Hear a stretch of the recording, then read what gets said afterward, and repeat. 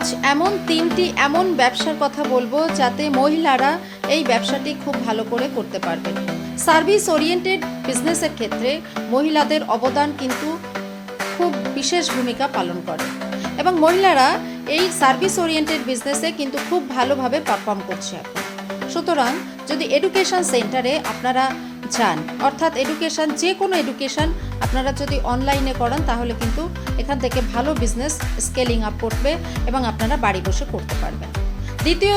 দ্বিতীয় হচ্ছে ডিজিটাল মার্কেটিংটা যদি আপনারা একটু শিখে নেন তাহলে কিন্তু আপনি জিরো থেকে এই বিজনেসটা করতে পারবেন। এখানে আপনার কোনো ইনভেস্টমেন্ট নেই, আপনি উইদাউট ইনভেস্টমেন্টে একটা মোবাইল থাকলেই এই বিজনেসটা আপনারা করতে পারবেন।